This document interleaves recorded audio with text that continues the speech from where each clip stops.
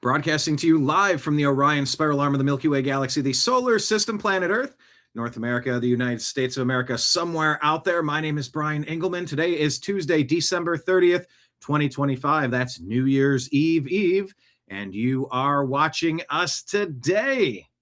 Oh, it's your favorite program here. We call it Strictly Football, brought to you on the new American media because the old American media has failed you. On today's show, yes, we're going to discuss, was that or was that not a catch in last night's game?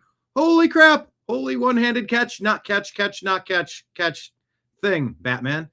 We're also going to maybe gently take a look at what's happening in the college football playoffs just because it's all happening tomorrow. My Buckeyes are going to play the Miami Hurricanes as well as another batch of games on the slate as we try to crown a national championship. But of course, we're also going to talk about the playoffs that have already begun. Yes, it's already playoff season. It's do or die for the Ravens and the Steelers, as well as the Panthers and the Buccaneers, while a little bit of reseeding is going to be considered in the final week that we're going to discuss on today's episode of Strictly Football. It begins right now. Hi, this is Eric Metcalf, and you're watching the Unhappy Hour.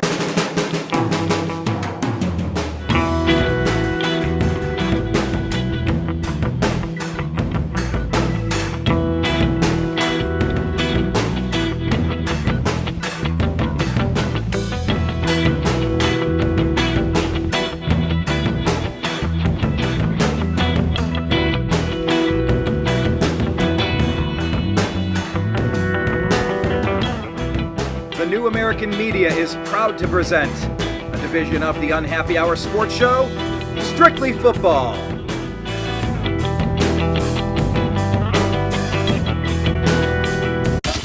It's the Unhappy Hour. Yes, welcome back, everybody. This is our post-Christmas show. Mr. Mike Bara, how was your Christmas, sir? That was good. Yeah, I had a good time. Got some more Seahawks gear, this new beanie, and Nice. a few things like that. And I think we got to change the theme music next year. It's a little heavy duty. It sounds like a soundtrack from a Coen Brothers movie. So let's get something cheerier, more enthusiastic, more. I realize you're a Browns fan, so you're in a state of clinical depression for 6 months out of the year. See, I was hearing it more as like maybe like a Pulp Fiction-y kind of surf vibe, surf rock. Not working for me. Let's search around for some other music. Let me see what I can do. Mr. Jim Mitchell searching around for merch. Look at you guys, swagged up in Seahawk gear. Yeah, hey, Oh, yeah, Sunshine Patriots, huh? Yeah. Well, hey, at least one of our favorite teams can make it to the playoffs. Izzy, your team didn't. The Cowboy fan. Welcome back to the show. Yep. Not making the playoffs. No, neither are the Browns. The Seahawks the only team out of the group that's going to be in the playoffs. They are, aren't they? Well, I'll tell you what, though. The Cleveland Browns impacted the playoffs by beating the Steelers. So it's do or die. Like I said, 4 teams are already in the playoffs now. You win, you're in. Playoffs have begun. Only one team out of this group of fans is going to make it to the. Yeah, only one team made it to the playoffs. Don't talk about playoffs for you guys. Kidding me? No, Playoffs for you. I just hope we can win a game. I just hope. See, and here's the problem with me, Mike. I as a Browns fan, I want to beat the Squealers always, but I don't want to lose the draft pick. But I want to knock them out of the playoffs. Yeah. But whatever I root for is wrong this time of year. I can't win either way. What say you? It ruined my betting ticket. Although I think I would have lost anyway because I also had Tampa Bay, and that's the end of my faith in Baker and Tampa. I should have given up a couple of weeks ago. But it was kind of a mini Super Bowl, and Shadur played okay. We'll talk about it when we get to that game. But it's like you can't root for the draft pick because you're not going to have the number 1 pick. That obviously is going to go to the Raiders at this point. So if you don't have the number 1 pick, top 5, top 10, it's all pretty much the same. Just pick a guy who's not terrible. You're good. Well, I think that's sort of where we're at. We want to talk about was that a catch last night, but since we're already talking about the Browns, here's where we are. Jim, what did you make of this? A low-scoring interdivisional game. Steelers get throttled by the Browns, a whopping 7-point victory. But they did enough to get it done. Did it surprise you? No, it didn't surprise me at all. But, division game. I didn't bet this game. I probably should have. I was just miserable last week as far as picks. And, we brought that up last week in our Christmas show that the last 2 weeks betting the NFL, you just don't know. I mean, it's like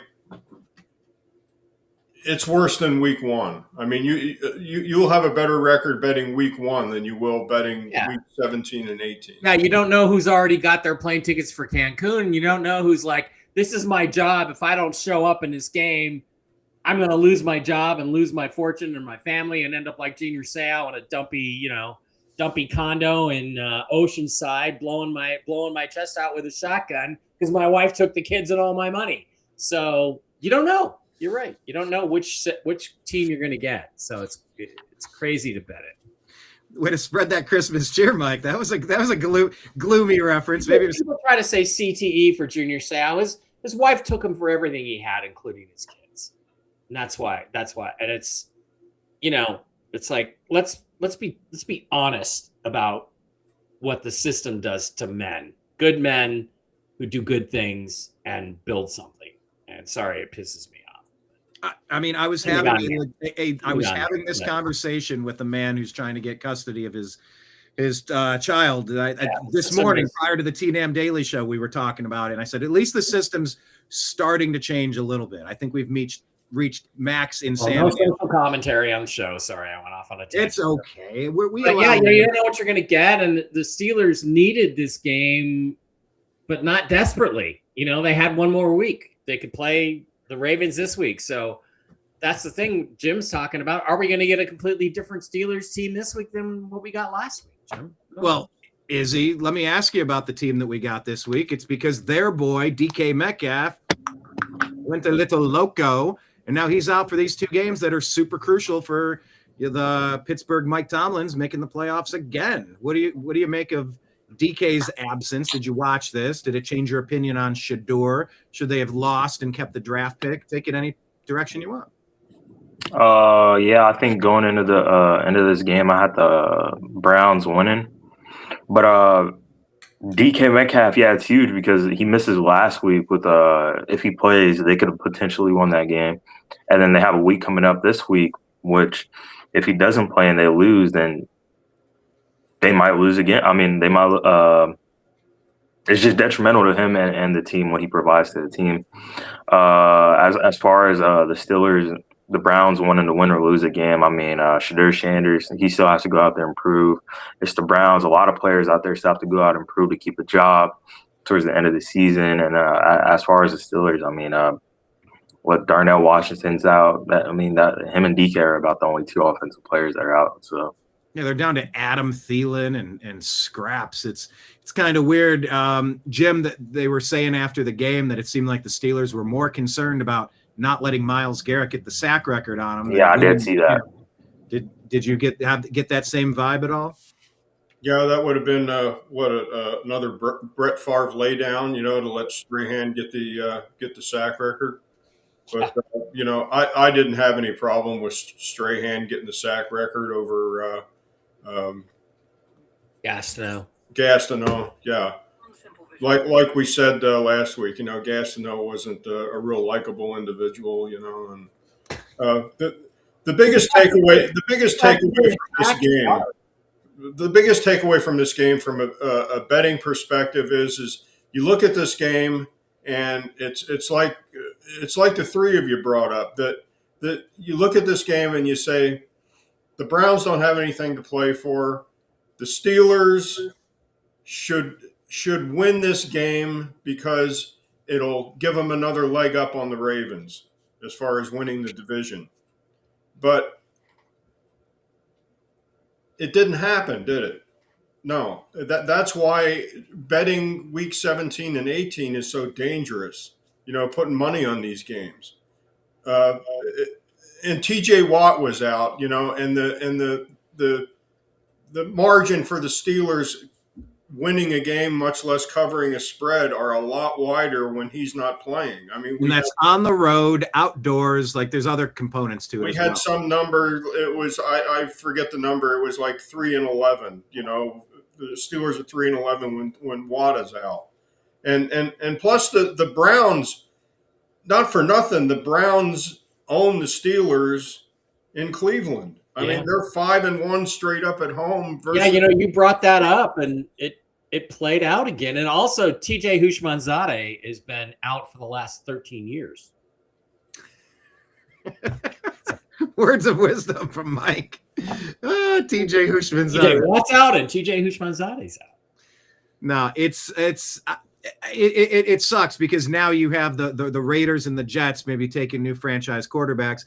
Maybe the Browns need one. You compare the Dylan Gabriel to Shedeur Sanders. Shedeur has better long down the field passing plays that make you go, wow, that's a really good play. And he has more stupid interceptions. And you go, which one is, do we have the guy on our roster that's our future quarterback? It's just not fair. Okay. I mean, you have to give a quarterback, I think, at least 40 starts, 3-4 years before you can judge him on his interceptions and his judgments. I mean, what is this? His third or fourth start? Guess what? Rookie quarterbacks in their third or fourth start are going to get fooled by defenses, and they're going to throw interceptions. And they're going to throw bad interceptions. That's why I'm all in on the Seahawks going and getting Will Levis to replace Drew Lock next year, because you can't give up on a guy after 20 games. If you looked at Peyton Manning and Drew Brees and John Elway after 20 games, they were all terrible. They were terrible. They were like 2-1 interceptions to touchdowns. It's just not fair. So give Shedeur a chance. Stop picking on Brittany. Stop picking on Shedeur.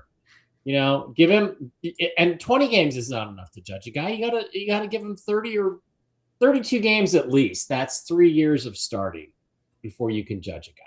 So come on, don't do that. And you're not going to be in position to pick a QB really anyway at number 6. I think there's 2 that are probably going to go in the top 5. You're not going to be there. Yeah, that victory definitely hurt us in the in the draft position. It's painful because we were probably going to be the number 2 overall pick, guaranteeing one of the top 2 quarterbacks, because it is a position of need. Obviously, we have other positions of need, but Izzy, final word on the position of need, a quarterback for the Browns. You've watched this season, Dylan Gabriel. I mean, we don't even know the same GM and coach next year. Is Shedeur the guy? Is Dylan the guy? Yeah, I mean, me personally, Dylan will never be the guy. Shedeur might be the guy, but they need to switch the head coaching position, and don't waste one of your first-round picks next year on a quarterback. It's just not worth it. Yeah. So just reevaluate next year. So, all right, let's not. We gotta say hi to Lake Leon. Lake Leon said howdy to all of us here. I'm looking at the chat here. What's up, everybody? Yes, everybody in chat, happy to have you around. Hit like, hit subscribe, share the show with a friend.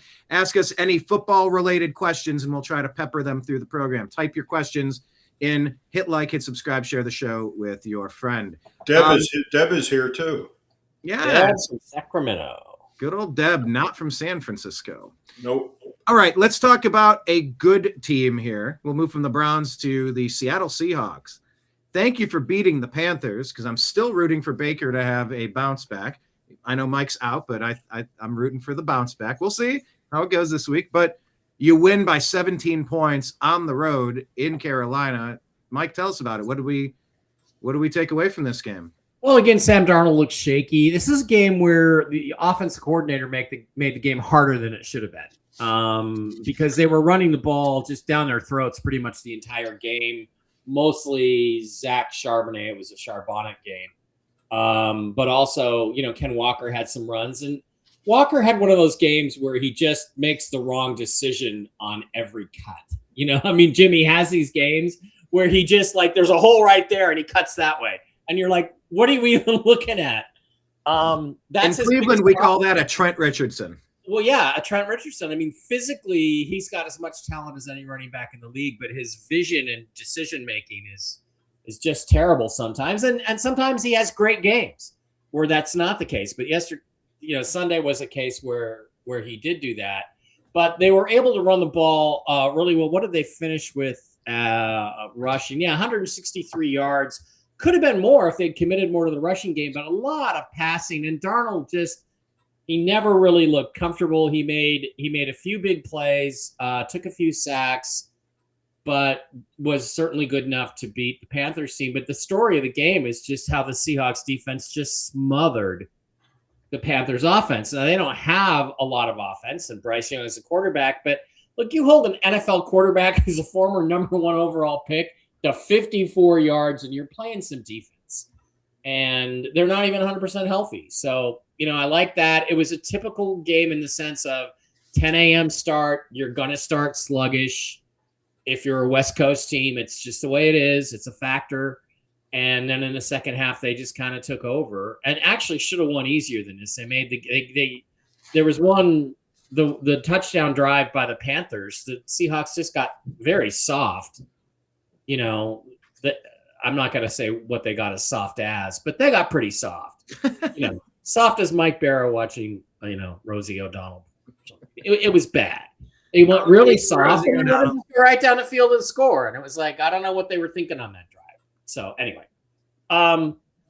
the truth is going into this last week right now, Seahawks are the best team in the league. And you can say anything you want about the offense and the play calling and all that. Here's a couple of stats to think about as we head into this final big game with the 49ers. The Seahawks have lost 3 games this year by a grand total of 8 points. They have won 13 games this year by a victory margin of 180 points. So that's some differential. And, we beat the 49ers. We got to be the favorites to win the Super Bowl, even though the quarterback is the thing that scares me. Jim. Yeah, this a little bit early in the day for Rosie O'Donnell getting soft, reference, but I was trying to think of it as soft as we're not ready for prime time. Should have gone Job with Job of the Hot Spell. Yeah. Better. I would have gone with a blue state's stance on, I would say a blue state's district attorney, but I digress. Go ahead, Jim. Yeah, this game opened at 7.5. Seahawks favored. It was bet down to 7, and again, this is the consummate reason that betting week 17, 18 is difficult. I mean, the Panthers needed to win this game to stay a leg up on the Buccaneers. They could have clinched, right? Yeah. Yeah. But now the Buccaneers have to play the Panthers this coming week. Yep. As all other teams, have to play division games. And that just happens to be their division game. Isn't that convenient? Where the Panthers, play the Buccaneers, to win the South. I love it. This game, 27-10 Seahawks. I mean, everybody's, moping and pouting on the Seahawks. They got to travel, 3,500 miles to go play a football. Gives a shit, They won the game, 27-10, right? I mean, going into this game, the Seahawks were 12-1 straight up and 10-3 against the spread on the road. I mean, those are huge numbers. Did I bet the game? No, I didn't bet the game because of the Panther factor. And that's what bettors do is they overanalyze these games going into What is the the playoffs. Panther factor you're referencing specifically? Because they had to have the game and Yeah. they had a chance to clinch. And you don't know, are they going to rear their ugly head and play their best game like the Falcons did last night? And Mike can sit there and MF Sam Darnold all he wants, but going into this game, Sam Darnold as a favorite of 6 or more points, which he was this game, is 12-0. Oh, yeah. Looky. Sam Darnold's now 13-0. When favored by more than 6 points. Yeah. Okay. Point taken. But it's still, you overanalyze the game because of what the other team has to do. Yeah, their need shouldn't necessarily sway Exactly. the matchup in front of you. I don't care how needy you are. They have to do you it. know that they might be able to dig down a little deeper. It might matter more. They might push a little hard. They might care more.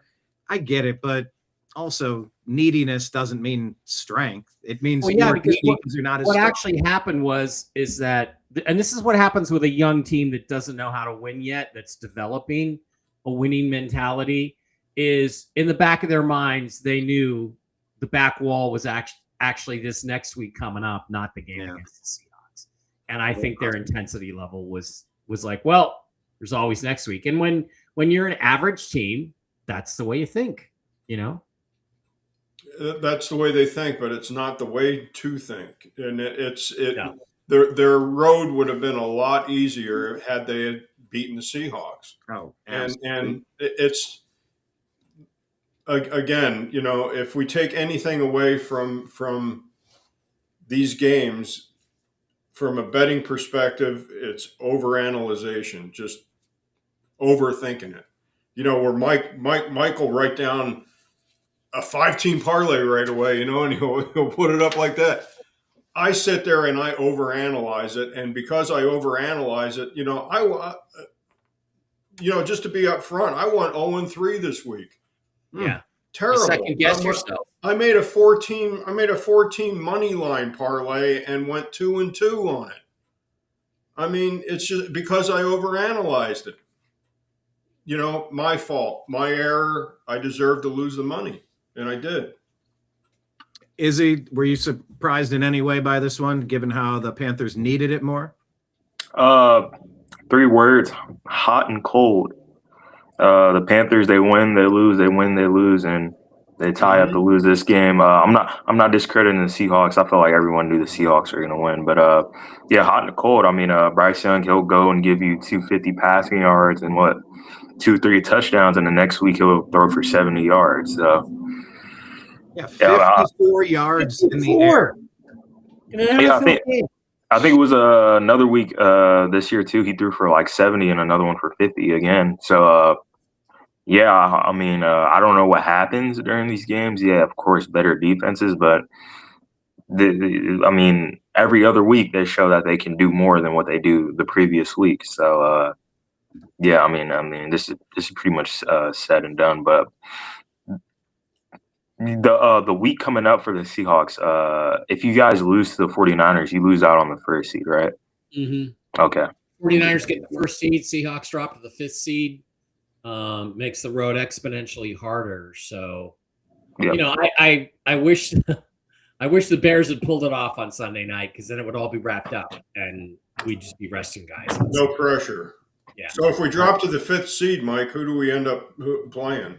Well, right now, I don't know. Playoff seeding right now, we would be playing a division champion, probably the Panthers, or it would be the Panthers or Tampa Bay on the road. Yep. On the road is crazy, though. Yeah, because they would win the they're the division winners. The Panthers or the Buccaneers. Yeah, you know, and they're talking about that in college football too. Should you reseed after every round? You know, yeah, and should you get a home game just because you win a division? And I don't think. No, it's my argument in that respect is it's not their fault. Their division sucks. Or they're so tough they beat each other the hell up, and it looks lousy. So they earn it. Well, but you can even make the argument that between Tampa, you know, look, Tampa and Carolina, neither one of them should be in the playoffs.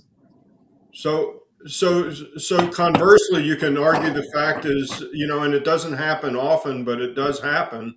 3 teams from one division go to the playoffs. Yeah. AFC North 2 years ago with the Browns and the Steelers.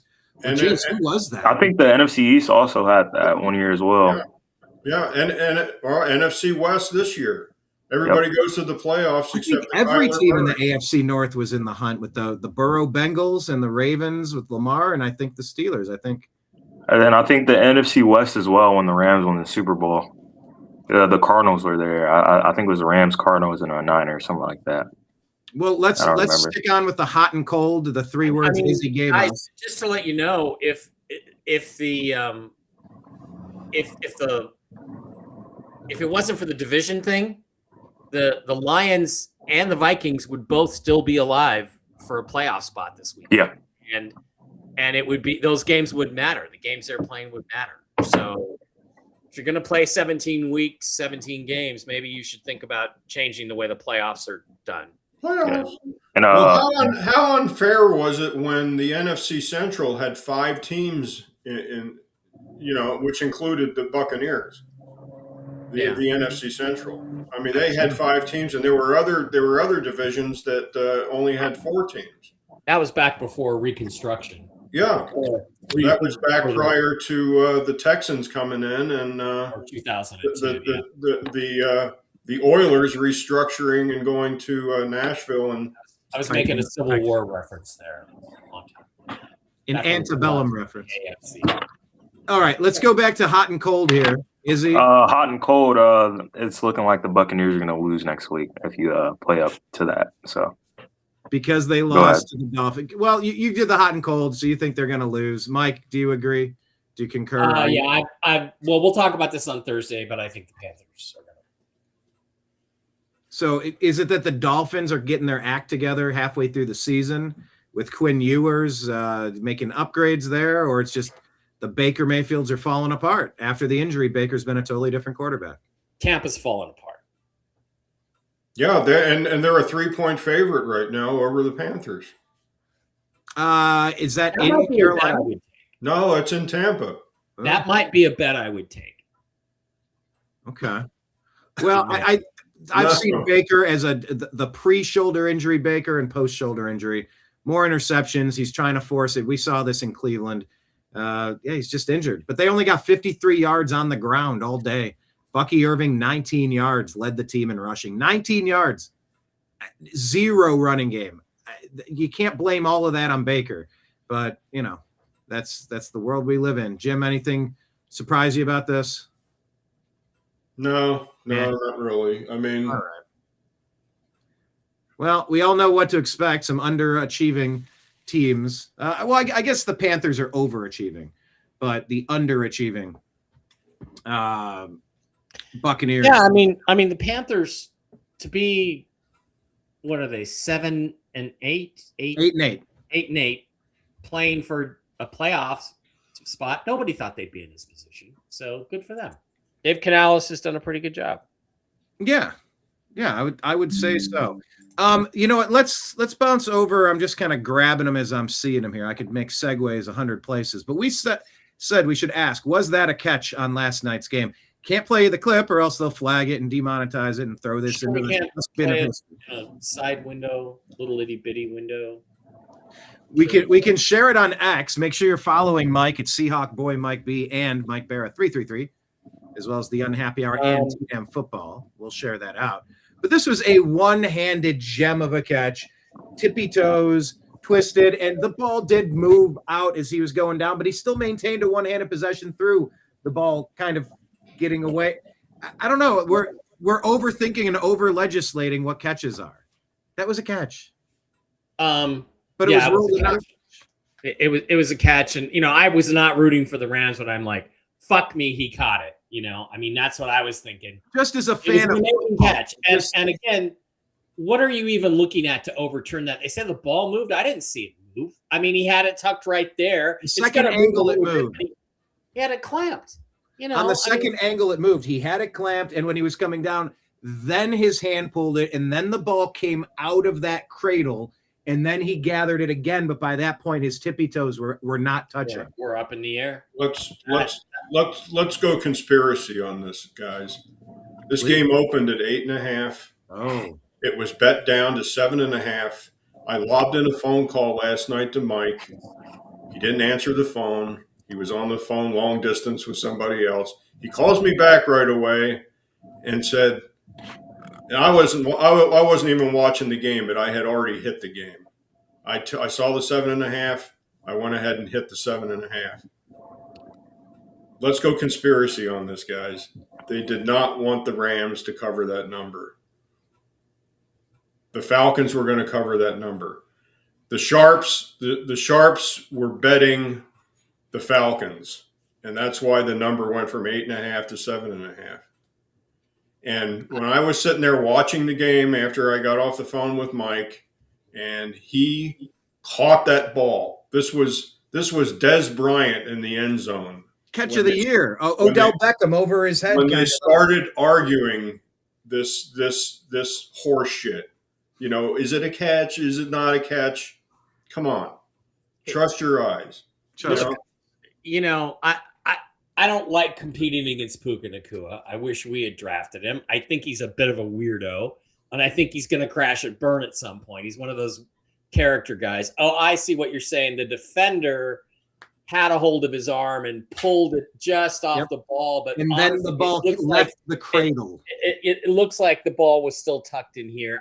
I mean, if it's 99% a catch, to me it's a catch. And the thing about these calls, these little technical calls, whether there's something behind it like gambling numbers or something or not, is look at how many fantastic plays they have robbed us as fans of the last few years, the last 5, 6, 7 years especially. That's a fantastic play. Oh. And it deserved to be celebrated. Yeah. Even though I didn't want the Rams to tie it and I didn't want the Rams to win. And I'm just sick of that. I'm sick of that aspect of this. Because to me, I mean, it's the old thing. I think if you gathered, you know, if you get 20 guys, the old argument, 20 guys in a bar say it's a catch, it's a catch. Well, let's ask Izzy, the close to 20 something, not in a bar.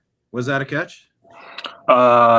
Yeah, originally it seems he had possession with one hand of the ball when both his feet were down, but after he lost possession of it. So I mean, yeah, originally it seems like a catch, but after his feet are up and it seems like he's out of bounds, wouldn't it be like a fumble out of bounds or something if it was a catch?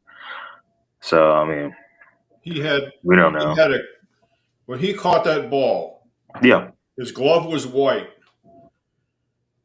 He caught that ball. He had a kung fu grip on that motherfucker. Yeah, that's what I'm saying. He had possession of it, and both his feet were down. He was controlling it, just like Mike is controlling hecklefish. Yeah. And then here's what's happened. What happened is the defender pulled his arm out like that. Yeah. But I say from what I see, he still had it tucked right here, even though this arm was pulled out like that. It was still tucked there. So I don't feel like he ever lost control of the ball ever. No, he didn't. He had it. It's like he had. Who was the team that used to use Stickum all the time? And the Raiders. Raiders, yeah. That was a Fred Bolitnikoff. You know, he used to have that shit dripping off his uniform. I mean, he had it up like this, and the ball stuck to his hand. Yeah, Steve. And then that is control. And then he brought it in. And then the camera pans down to his shoes, and he's dragging, and the astroturf or the grass is flying up, you know, as he's dragging his feet. And then the play before, did you guys think that deep pass was a pass interference or no? Not at all. I thought you could have called it that way. Yeah, either way, yeah. Guys grappling, and to me, there wasn't enough there to call that pass interference. That's close, but not quite. Well, the Rams dropped this one to the Falcons, 27-24.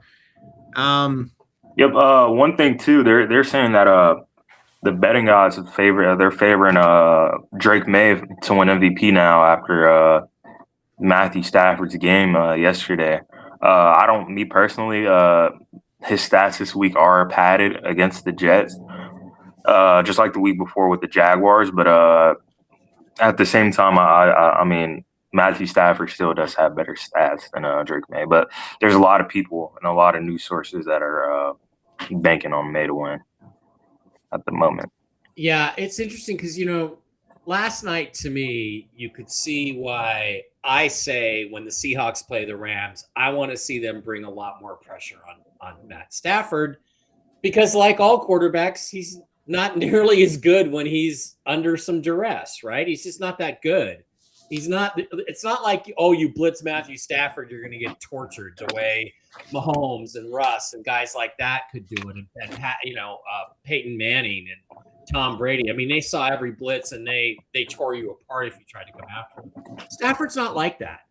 And to me, I think you saw yesterday why when people talk about Stafford as MVP, I'm like, I saw him play live. You guys didn't see him play. I saw him play live the first game against the Seahawks. He's not that impressive. He's a fantastic thrower of the ball. And if you said to me, hey, guess what? We'll trade you Matt Stafford for Sam Darnold, I'd make that deal, absolutely, even though I'm not down on Darnold. But MVP, I mean, I guess because there's nobody else that you can really give it to. Yeah, it's just a number. It's just a numbers game at this point. But I came away from last night not that impressed with the idea of him as an MVP. And the same thing with Drake May. I see a young, developing quarterback with a super easy schedule who, like you say, is padding his stats. And remember, in Detroit, you know what they used to call Matthew Stafford? They used to call him Matthew Pad Your Statsford, right? That was his nickname in Detroit. So, I would prefer, I think it was better when we had Jonathan Taylor and JSN and even Nakua in there for MVP. It's obviously going to be May or Stafford, but I come away I'm that enthusiastic. I mean, I look at Drake May's ceiling, and I don't see Peyton Manning. I don't see Tom Brady. I maybe see Justin Herbert and Joe Burrow. That's kind of what I see. So, well, let's get to Drake May here on the next game. Mike, by the way, getting a comment lately on Fish Lives Matter. You held up Hecklefish. Didn't I see you do something with that show? Were you on that show or something? I saw. Oh yeah, well, I've been on it. They've used clips of me on numerous occasions. Mike was a writer on that show, and I did write 7 or 8 episodes. What is the name of that show? The Y Files. The Y Files. WHY, starring AJ and Hecklefish. Good show. The moon landing was fake. So that's cool. Yeah, I saw you recently post something about it. I'm like, I've never seen. Yeah, they got millions and millions of viewers. So, all right, let's bounce over here to Drake May, one of his targets, right? Stefan, where's this story? Hang on, Stefan Diggs. So he's facing strangulation and assault charges now. New England Patriots star facing serious charges, according to Boston 25 News. Felony strangulation or suffocation, misdemeanor assault and battery from an incident on Tuesday, December 2, the day after the Patriots thrashed the New York Giants on Monday Night Football. So it was an incident with the chef, I guess. Mm-hmm. I mean, how is that going to impact things? Start with you, Mike. With a chef? Well, if it was with a girl, I'd be suspicious. With a candlestick in the library, it was the chef. With a chef, that's not a good thing. So I mean, I think I think it probably calls for at least a 1-game suspension. Yeah, they said the NFL is looking into suspend him. Yeah. Oh, but there's more. It's a female chef. Disturbing allegations of violence against a woman who claimed to be Diggs's personal chef. Oh, that changes everything. That's well, not then where did it take place? Denied allegations. Everybody's innocent unless proven otherwise. I'll say that forever. Scheduled to be arraigned Friday, January 23, just 2 days before the AFC Championship. Okay, but wait a minute. Was this in a restaurant, in public, or was this in his apartment or her apartment or something? Great questions. The lawyer says they did not occur. So let me make it crystal clear. He says, developing story. I don't know. Diggs and his girlfriend, rap star Cardi B, welcome to baby boy in November. So all these stories. Look, I mean, not to make this the kink show, but this is starting to smell a little bit. Look, I defended Deshaun Watson. I'll defend the other guy, the kicker that got accused by. Oh yeah, the punter. Yeah, I know about that one. The guy whose career ruined. I'll defend the kicker for the Ravens, Justin Tucker. Because And Jim's a cop, so Jim can speak to this more than I do. We don't know what happened. If this is one thing where he choked her in public at a restaurant because he didn't like his spaghetti and meatballs, that's one thing. But if this is is he? You know modern women, you know girls. I know girls. I suspect that this is somebody looking to get paid.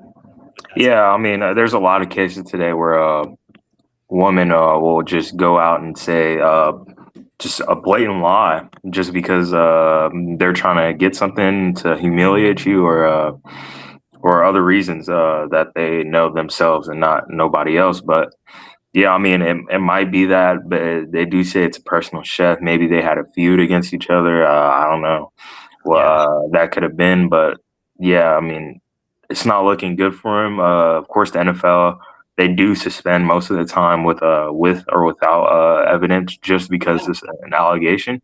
Yeah, it's not cool with the Me Too thing. And the problem is, if I'm a guy, if I'm Stephon Diggs, and I didn't do this, or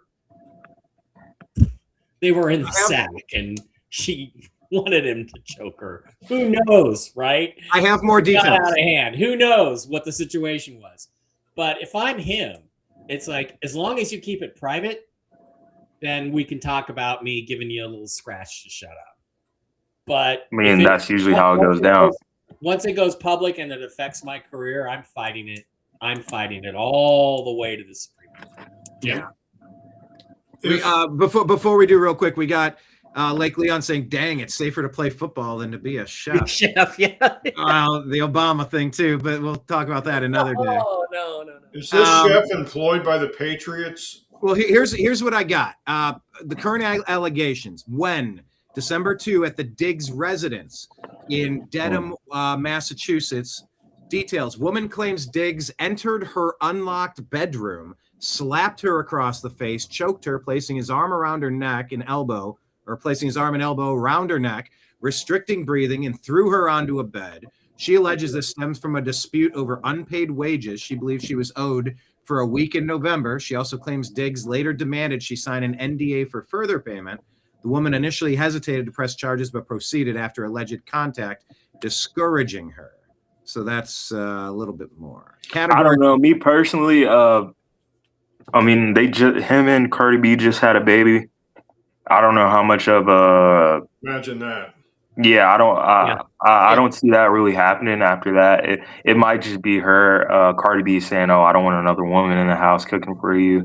We just had a baby. Some blah blah blah." He might try to fire her, but me personally, I don't see that happening. Yeah, I'm very innocent unless proven otherwise. Jim, what do you make of this? Because, obviously we're talking past the sale. The Patriots have to make it to the AFC title game to begin with, and that's not a guarantee. But this is a huge deal for the number one receiver, on a team fighting for it. Guys, I think we had this at the beginning of the season. All right. Stephon Diggs, he's a mercenary. He goes from one team to the other. And what's the reason? Because nobody likes him in the locker room. Yep. That's category A. Mm-hmm. He's trouble. He can't the keep common his mouth denominator. shut. And this, do you believe the woman? The first thing legally, the first thing that's going to happen here is they have to establish what type of relationship these two people had. Mm-hmm. If they cohabitated at all, it's accelerated to felony battery domestic, which is an additional enhancement. What Mike says is true. Now, depending on the state that they live in, she could go through with this, and if there's a conviction or not a conviction, depending on what type of state, she can come back over the top like the free state of California. No offenses, but there are additional things that you can do depending on the state that you live in. Now, I'm assuming this occurred in the free state of Massachusetts, which is just as bad, if not worse, than California. She can come over the top and sue him civilly after the criminal trial is done, even if he's incarcerated. She can come back over the top. See O.J. Simpson. The family came back over the top, sued OJ, even though he was acquitted on a murder one, a double murder. Yeah, but I think in OJ's case, he was clearly guilty. In this case, I don't know what the situation is. Yeah, but I tend to this Me Too environment. I don't believe the common denominator here, guys, is Stephon Diggs. Yeah. The common denominator is Diggs' family. Also, unfortunately, this week, Trayvon Diggs has been cut from the Dallas Cowboys, the leading interception leader for the past 3 years. The Cowboys have released him. I'm not so much sure if they parted ways.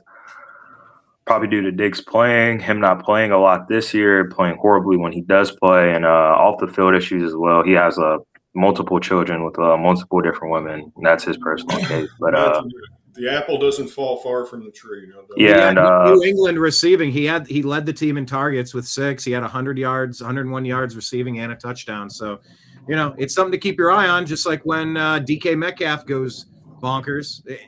These people, you're playing with fire when you can't really trust them to be professionals and have their shit together in the off the field. I cannot say what I want to say. Well, let's move on from it. Do we have anything to say about this game? 5 touchdowns is against the Jets. It's the Jets. Drake May looks great. It's the Jets. All right. It's the Jets. And anything super interesting on this, Jim, or should we bounce?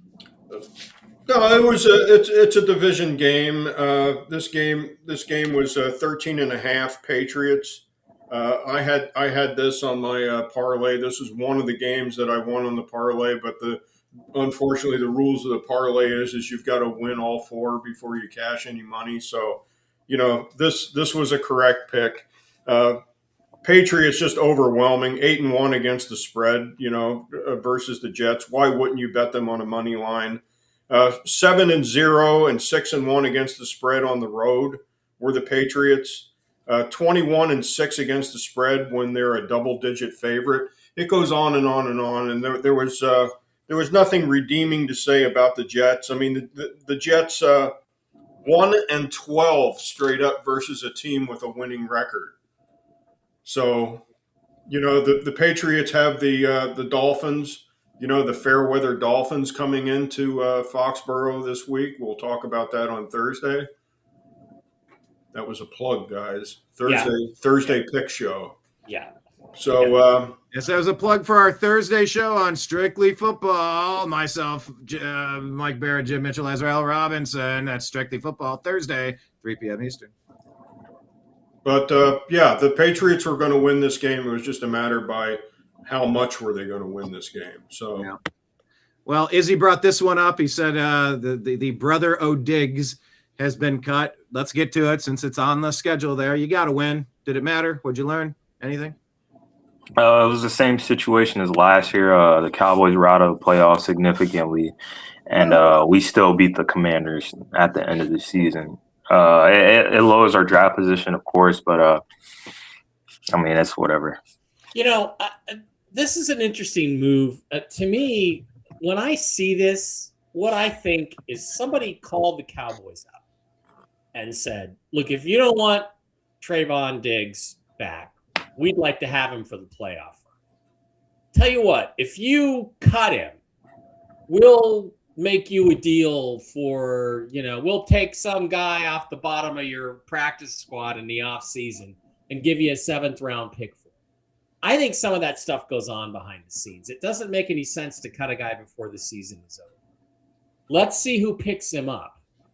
Because, he has to clear waivers before he becomes a free agent. Well, you do, unless who was there was somebody that recently got onto waivers, but then he got picked. I think if you have 4 years in, I think it's 4, it might be 6, you don't clear waivers. So Trayvon Diggs, I don't know, he may or may not be a waiver guy. But sometimes, I think that's what's going on with moves like this. So let's wait and see who picks him up. Jim? Yeah, this game was all over the board as far as betting. This game opened Dallas 6.5, which would make the Redskins a home dog. it went to 7. It was quickly bet up to 7.5, and it went to 8.5 just prior to game time. Now, depending on where you had the number, you either cashed a ticket or you lost your ticket miserably. If you had 6.5, you cashed your ticket because the game landed 30-23. So that was a 7-point spread. If you waited till the number went to 7, you got your money back, on a straight bet. But if you waited past that, you lost miserably. Mm-hmm. We knew the Cowboys were, at least I knew the Cowboys were going to win the game. I mean, but, I didn't put them on the money line. Prescott 20-3 straight up versus his own division, 32-13 against the spread versus the NFC East. 31-14 is a favorite of 6 points or more. These are all Prescott numbers when he starts. And the most glaring stat in this is that the Redskins were 2-12 straight up versus the Cowboys when Dak starts the game. 2-12. That's a good money line number. Yep. By the way, the player I was thinking of was Darius Slay. The Bills claimed him off the waivers from the Steelers. Yeah, and Trevon Diggs is going to have to clear waivers. I just read that. Is this the same Darius Slay that played for Detroit? Yeah. And he's contemplating retirement. He doesn't want to play in cold weather Buffalo late in the season. I don't know. He was trying to get back onto one of the other teams. So, So can the Patriots pick up Trevon Diggs or like during the waiver process, or does he have to clear fully and become a free agent? No, they can claim him on waivers. Okay. And if nobody else does, he's their player. But after what happened with Stephon, I kind of doubt the Patriots are going to pick him up. I got a feeling this is some other team that kind of nudged the Cowboys. Hey, do us a favor and we'll make some BS trade, after the new league. Stephon Diggs got all his money from that. Remember that catch he made? I think it was the last game of the season. The Vikings got into the playoff. Yep. He caught that.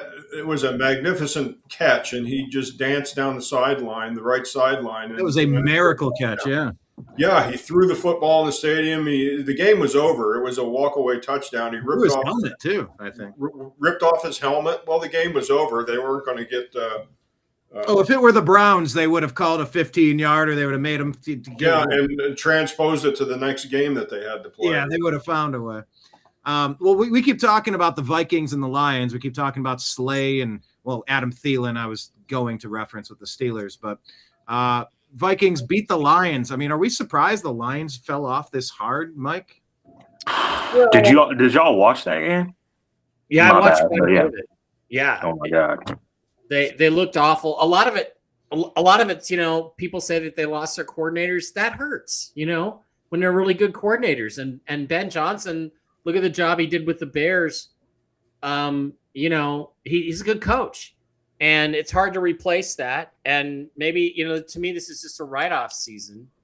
But again, if it wasn't for the division winner automatically gets in the playoffs thing, this game would have mattered, and both these teams would still be in it, or at least one of them would still be in it. So yeah. I don't know.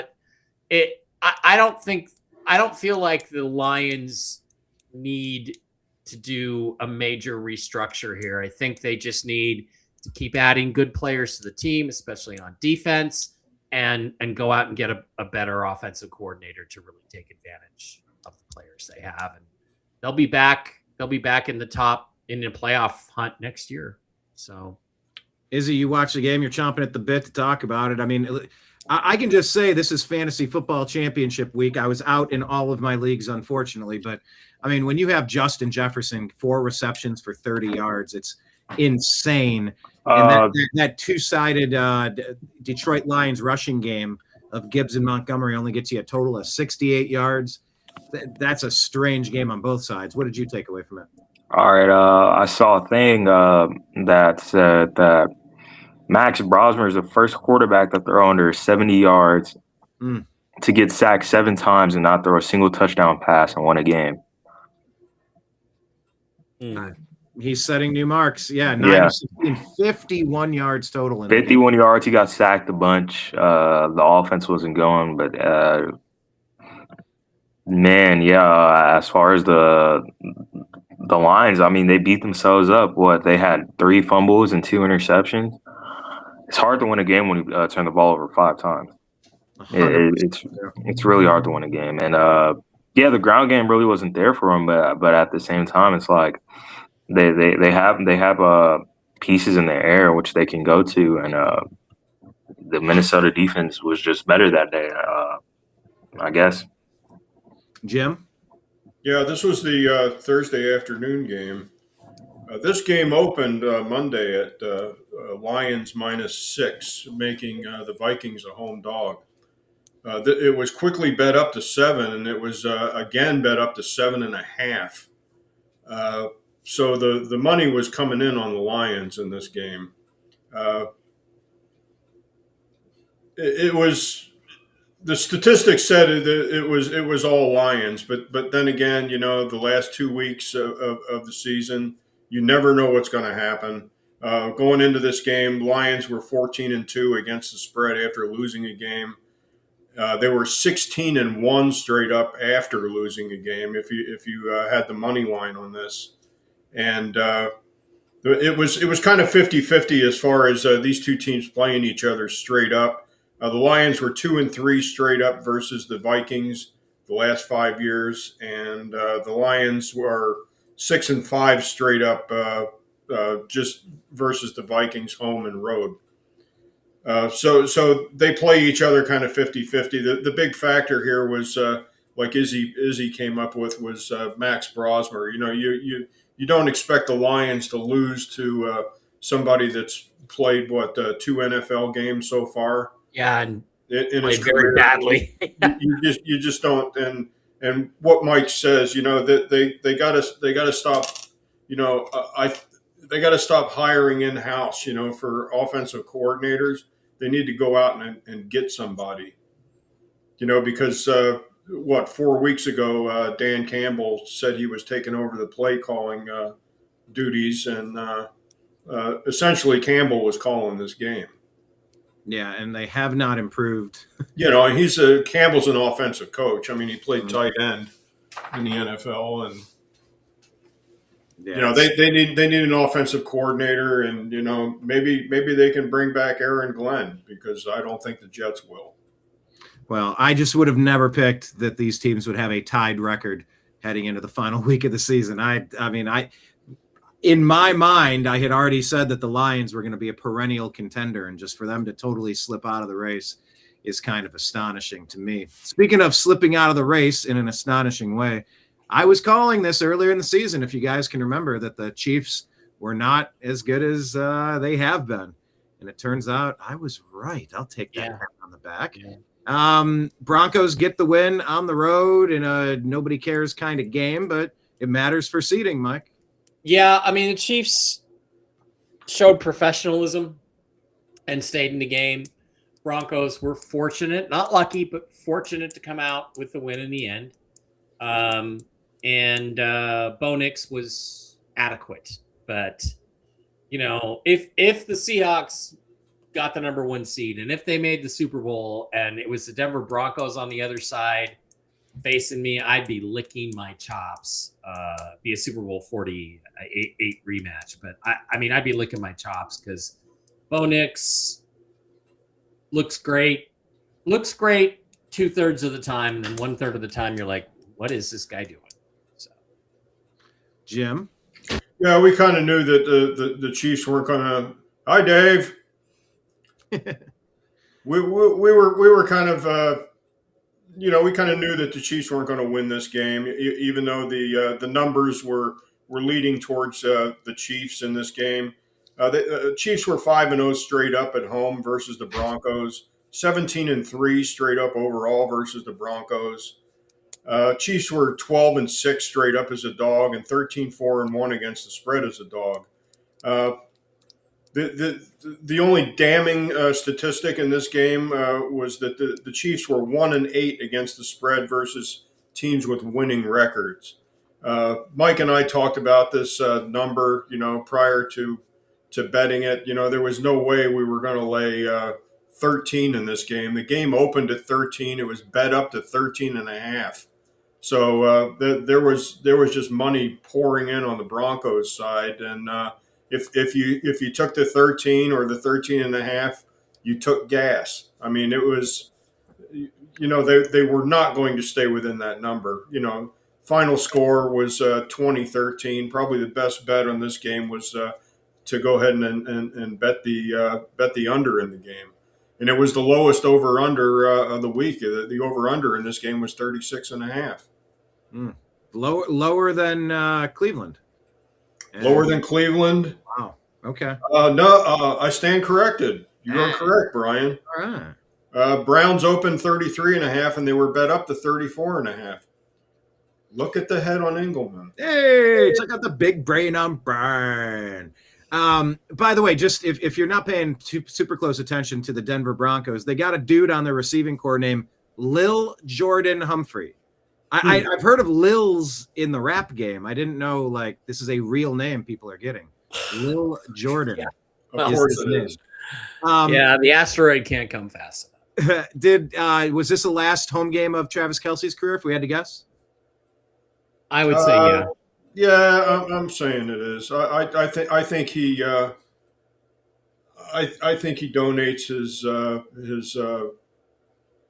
NFL pension, to charity and walks away. I think he goes to play one more year for a contender.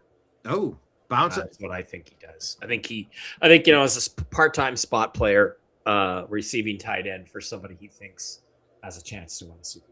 See, he's always talked about, growing up a Cleveland fan in Cleveland Heights, wanting to play for the Browns, but we have Harold Fannin. I said contender.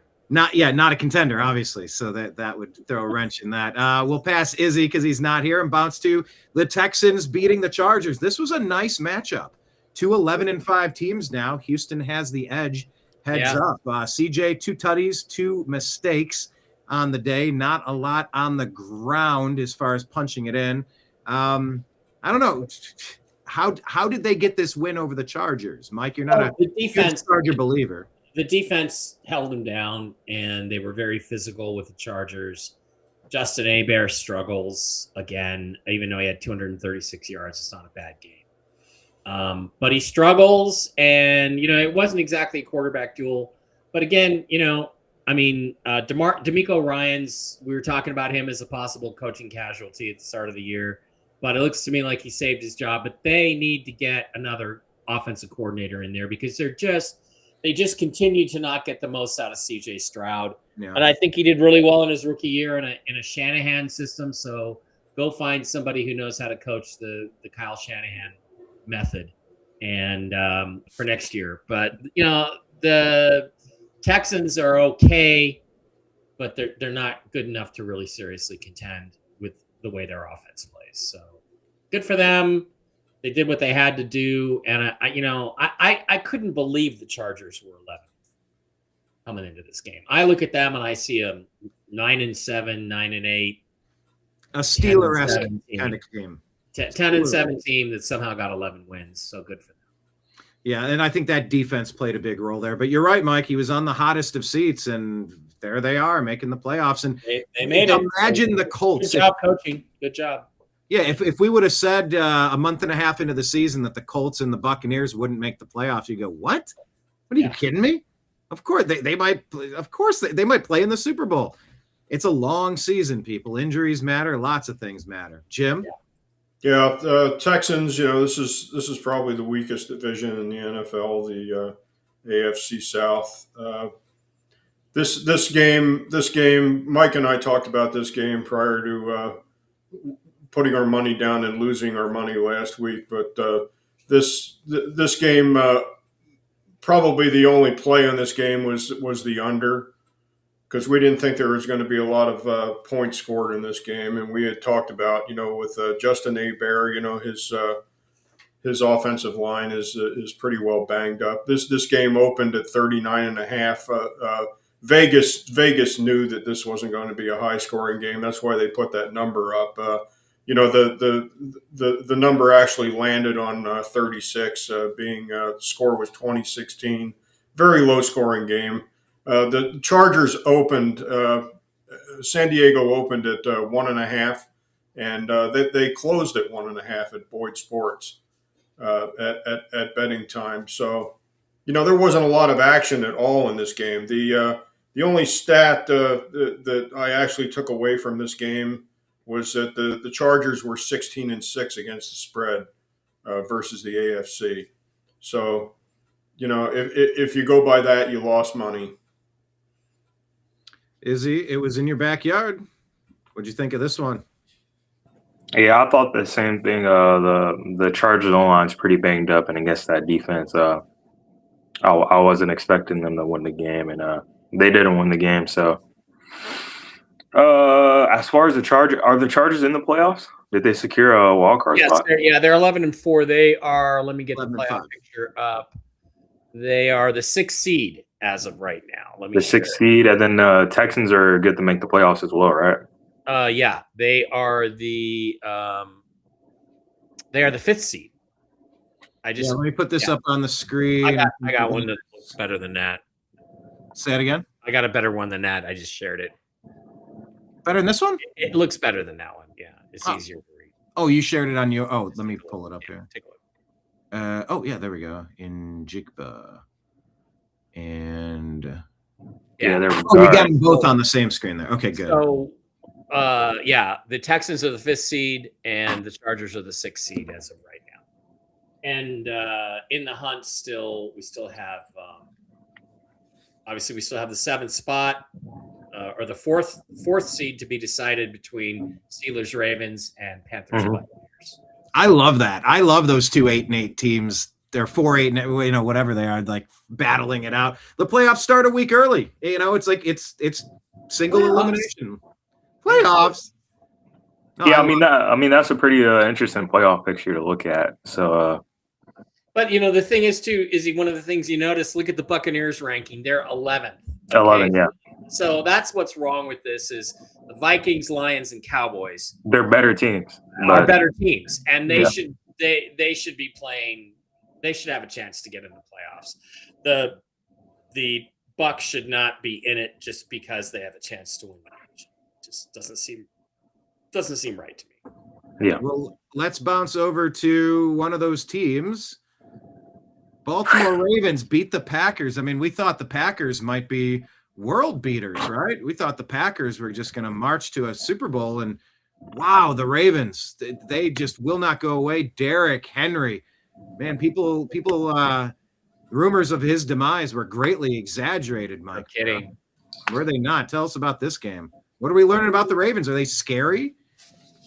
They're tough. I mean, you're going to hear a lot of people say stuff like, well, Ricky Huntley looked more like Lamar out there than Lamar has lately. And that's not untrue. So I suspect that either Lamar has lost that proverbial half step that made him special, or he's got some small injury we don't know about and they're not talking about. So you have to be very impressed the way they played.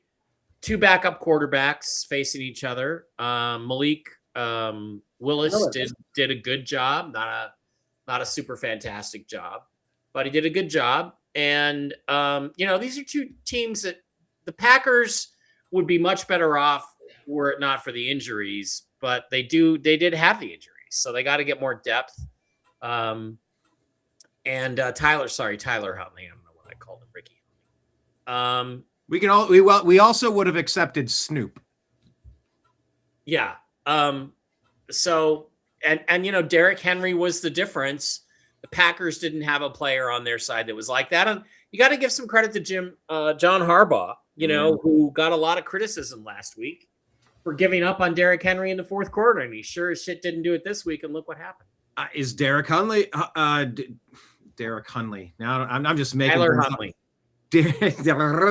Derrick Henry. I mean, could he even be in the MVP race? Who knows? I mean, he's just been bonkers. Well, I mean, yeah, in my world, yeah, but I mean, nobody's really ran away with the MVP. You got a I couple know, of, but remember, these things are decided by East Coast sports writers, and they tend to have a group. It's group thinking now. no. And it's been Stafford for a while, so that's probably as good. Izzy, what do you take away from this? Yeah, I mean, Derrick Henry, 4 TDs, 216 on the ground, especially against that inner D line. No Micah Parsons on the edge, of course. No Jordan Love to go against. Malik Willis didn't play bad at all. Almost threw for 300. Only 3 missed passes, 1 touchdown, no interceptions. 60 yards on the ground and 2 touchdowns on the ground from Malik Willis. So, like we said, there's some people playing for jobs, and Malik Willis might get a job somewhere next year. Yeah. And by the way, a couple of quick points here. You mentioned the stat line for Derrick Henry's 4 touchdowns. This is the fantasy football playoff. Yeah, fantasy. Yep. Puka Nacua. I scrolled on Puka Nacua incomplete. The list of people who won and lost their game because of that incompletion. They lost a championship or they won a championship just based on that one reception being the difference. And of course, if you started Derrick Henry in your fantasy football championship, I'd sue Roger Goodell if that happened to me. there's a lot of people griping about it online. But Jim, 2 more things. Keep going. Yeah, 2 more things. Shannon Sharp and Ocho Cinco. Shannon was like, man, Tyler Huntley should play over Lamar Jackson. And, he's been playing decent, but I don't believe he should. And then secondly, Tom Brady, I think he went out somewhere and said he started praising Lamar again, saying that he's still the best quarterback that he's seen since himself, and that people shouldn't give up on him and that they shouldn't slander him. He's part owner of the Raiders, who desperately need a quarterback. Guess who's going to be offering 2 first-round picks for Lamar on the first day of the new league year? Hey, that's respectably. Raiders, yeah. Of course, he praises it, but yeah, it's clear to me though. Jim, I want to get your on us too, but I just feel like, I feel like Lamar has lost something. Maybe. Either way, if you take away his rushing ability, he's shown that he's still a good passer. He barely throws any interception. He's a really, really good passer. But I completely agree with you. Even when he has been passing the ball, it's just. He doesn't seem like the same Lamar Jackson. He's lost something, and I don't really know what it is. And of course, he got dinged up in the back. He's who knows if that aggravated an existing tweak. Who knows? It's a long season. And that kind of thing affects your mechanics way more than people think. And and the other thing that you have to be really observant to notice is footwork is so critical for quarterbacks throwing the ball accurately. You got it. That's one thing Caleb does a lot, is he throws flat off his back foot sometimes, and he's got to get up on his toes. So I don't know. But there's just something. Maybe he gets some rehab, gets a season off, and he's the Lamar of old next year. But Tom Brady's saying that shit because he's basically recruiting him to Las Vegas. Yeah, even right before Tom Brady retired, he said something about he's Lamar Jackson's the one next up after him, and some other stuff. But is he going to play next week? That was my question. I would think he would. Let me look. I would think he'd almost have to. Let's have Mike look that one up while we get Jim's thoughts on this. Yeah, as far as Derrick Henry MVP, let me do my Derrick Henry impression. It ain't happening. Fumble Ruski. No, he's not in there. He's hot and cold. When he's hot, he's hot. He probably flat out won that game, but the sports books took gas on this this game. This game opened Packers 2.5. It was bet up to 3 real quick. It went up to 3.5, and at game time, Boyd Sports had this game Packers 4.5, which means the public money was pouring in on Green Bay, and so were the sharps on this game. So I think the sports books cleaned up on this game. going into this game, the Ravens were only 5-10 against the spread. Going into Green Bay, I mean, even at 4.5, it just looked like a gift. Packers 21-7 straight up December, January regular season, 21-7. So Ravens just it didn't make sense. The score didn't make sense. Nothing about this game made sense. 41-24 was the final. Yeah. Come on. I mean, and just a side note to this, we'll have a statistic on Thursday. When the Ravens and the Steelers play, the dog in that game is a big favorite to cover the number and win the game. And right now, I think the Steelers are a 3.5-point dog. Gotcha. Did you find an answer to that one, Mike? There's nothing on whether Lamar's going to play this weekend. I would think he would if he can even freaking walk. He's got to do the Willis Reed thing and get out there and be a champion and carry his team over the threshold. Or is that the right analogy? I don't think so. But I will say this. I just looked it up. It's an ideal time to trade him. He's 29 years old. He's starting to miss more games. He's injured right now. He probably wants to renegotiate his contract at this point, and you can save $20 million under the cap if you trade him. So I just going to tell you, this is an ideal time to deal Lamar Jackson. The problem with the Ravens is if you do that, you don't have a quarterback. Did you say? Yeah. Did you say he was going to start, Mike? I don't know. Nobody knows. We don't know yet. I would say if he's a baller, he will. He almost. Well, I think either way. Harbaugh trots him out. I mean, yeah, and it's the last game of the season, and it's the most important game of the season. He's got to play. It's the playoffs. It is the playoffs. If they decide to trade Lamar, I think John Harbaugh quits, retires, whatever. I think they could do something like that. All right, well, let's bounce to this one. This was a hell of a game right here. The 49ers beat the Bears, Mike. This was a look, you're sitting pretty being a Seahawks fan. You got a nice team, a nice record, but like you keep saying, Sam Darnold, is he when it comes down to clutch time, is he really? These are some good teams with some good quarterbacks, some good organizational stability now. It feels like the Bears have it locked, like stabilized. They are a solidly good team, but 49ers just had one extra play because on that final Brock Purdy, he didn't see the wide open man to his right. He forced it in. Anyway, the point being, the Bears were walking away with the loss here, but they both played really well, and they're both going to be a force to get out of the NFC. Yeah, both good teams. Bears are not great on either side of the ball. They're really good.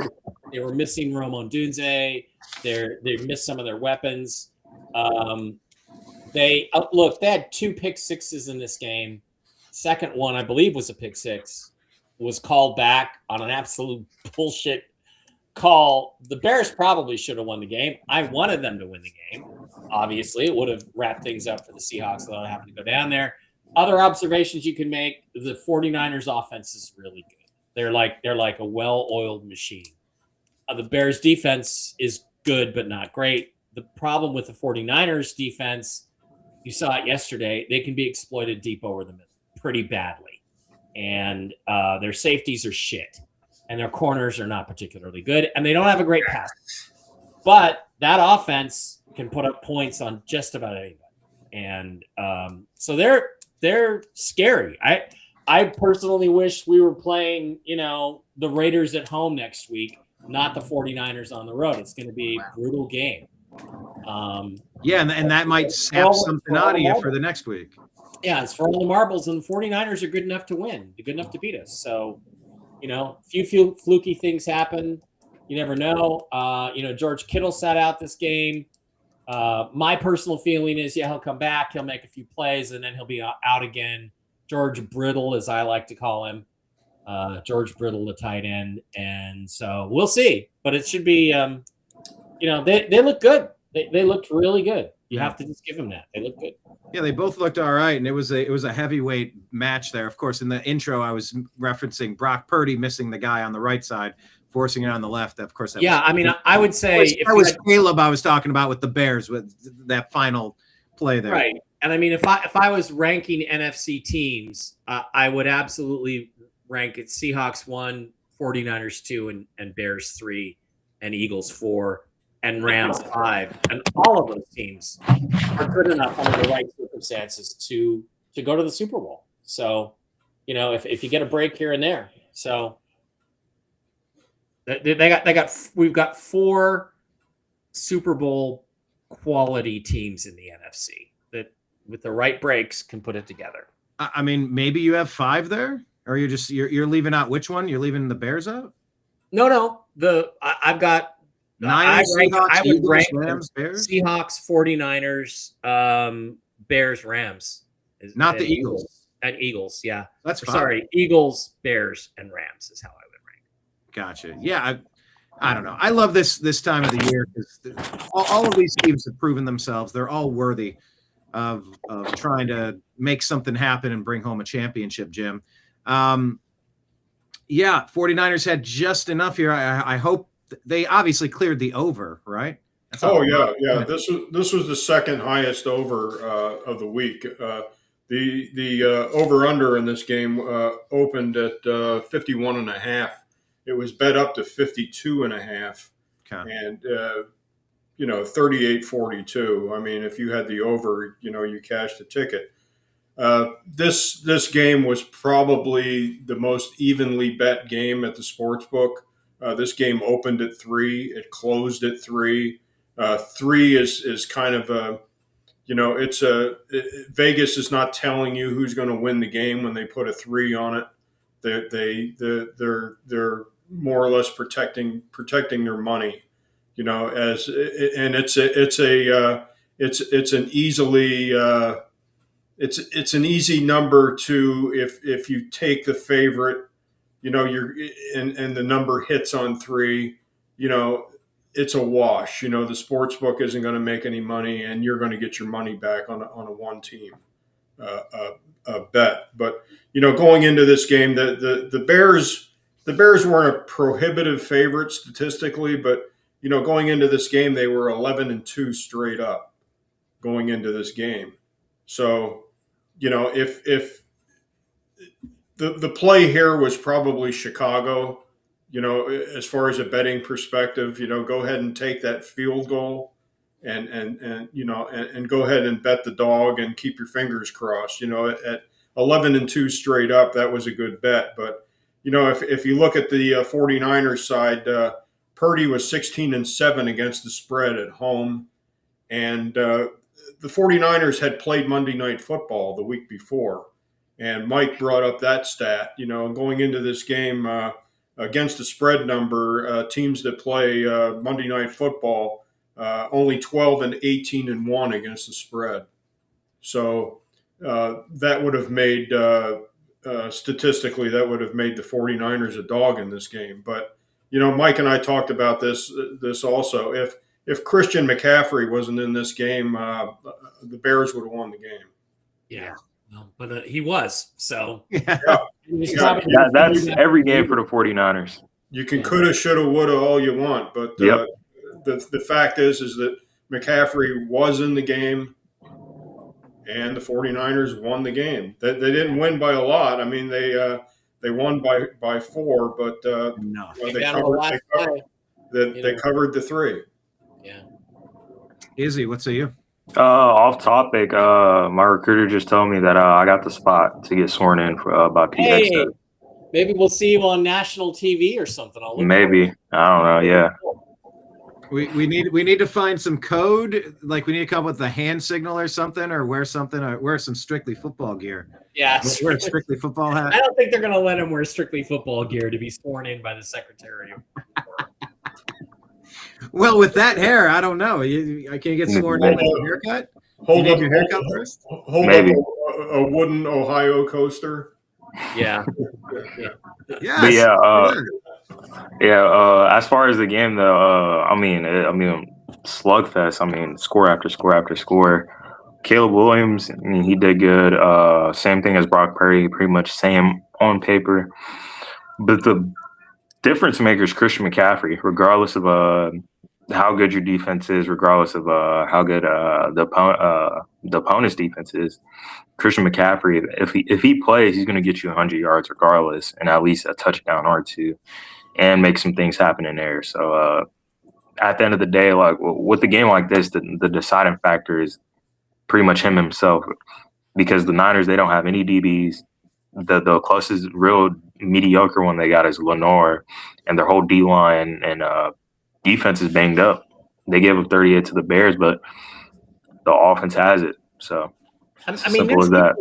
Ripping Caleb like it was his fault. No, it's not even his fault at all. No. Give me a break there. You know, there was nobody open on the last play. The 49ers did a really good job covering that. And so, you know.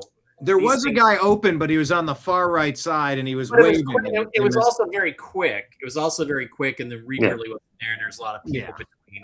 I don't blame him for not doing that. And the other thing about Christian McCaffrey, I remember in like 1986, Howie Long, who was a Hall of Fame defensive lineman for the Raiders, he said about Jim Mitchell's Chuck Knox era Seahawks. He said about their running back named Kurt Warner. He said, "My Pro Bowl pick is Kurt Warner. He's the hardest guy to find in the NFL, much less tackle."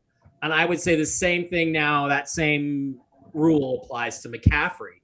Where is he on the field? Where's he going? I mean, Shanahan does such an incredible job of getting him open and in space and scheming him open. He's the hardest guy to find, and just finding him is hard in the first place.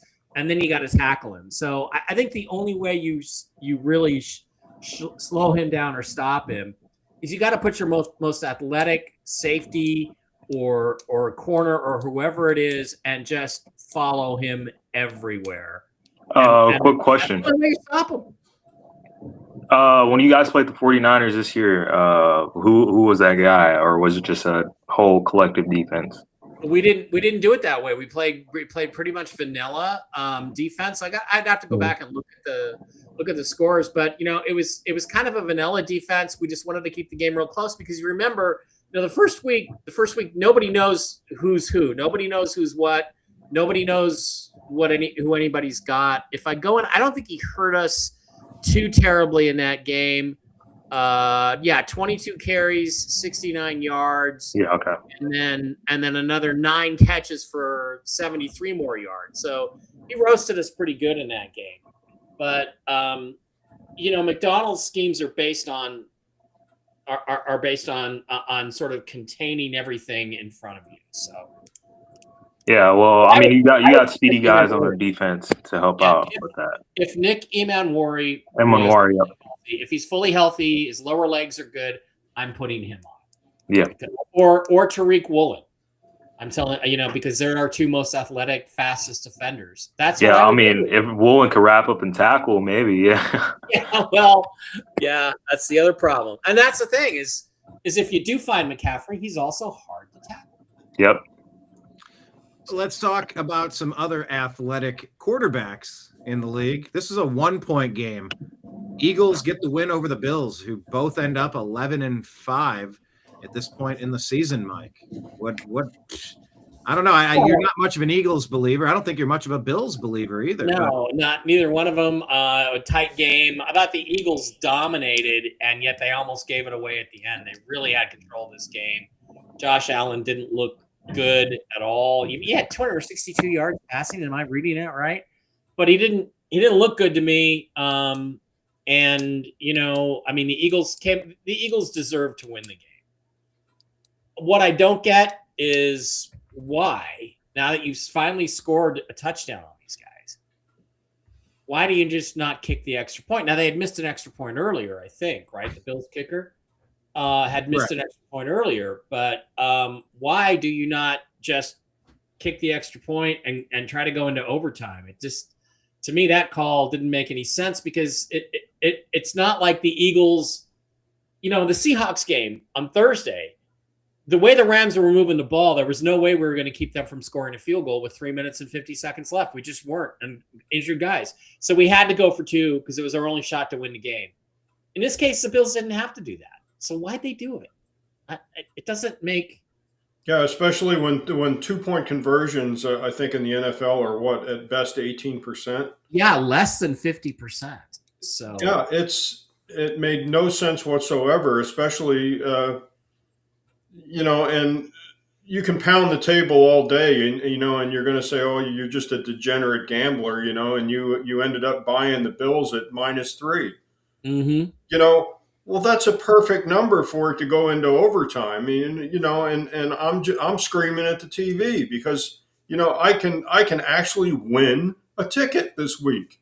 Yeah, I mean, and it's one of the last games. It's the second to last game played on Sunday. And I'm looking to get even. And of course, it's a me thing. Going into this game, but. I'm screaming at the TV. Oh no, they're going to go for a 2-point conversion. There goes my ticket. I tore it up before never do that. Allen even missed the pass. Never do that. The thing is, if Josh Allen wasn't one of the richest, highest paid players in the league, if not I would question point shaving because that throw was so bad that he normally makes. People are saying, oh, he had a foot problem, but I mean. The decision doesn't make any sense, and the play execution was just awful. Yeah, if he had thrown that pass a second later, he just led the guy too much. Yeah, and there was no way he was catching that ball. I'm not going to tell Josh Allen how to throw the football because he's doing it perfect, but wow, just settle your feet another step or two. You had time, and make sure you hit the guy.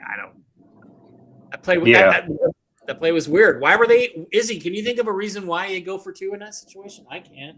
Not at all. I mean, it's a close game. The defense is going to be there, but I watched the play and I'm like, how did he miss that throw? I mean, he was wide open. It was on the run. There was barely any pressure. I'm confused. But yeah, I mean, it seems like a Jim Harbaugh kind of thing, going for 2 against a playoff Super Bowl contender, if you want to put it at that. But I mean, I say take the points and try something else. They'd missed an extra point earlier, but geez, it's an easy. I mean, is it that they know that they're going to make the playoffs? That just try something out. I mean, the only other factor that I can figure in this is that playoffs. Don't talk about especially playoffs. at the end of the season. Playoffs. I just hope we can win a game. Yeah, I mean, especially at the end of the season, teams don't want to play overtime, because it statistically might bang up players. It wears out the players, but who do the Bills have to look forward to next week?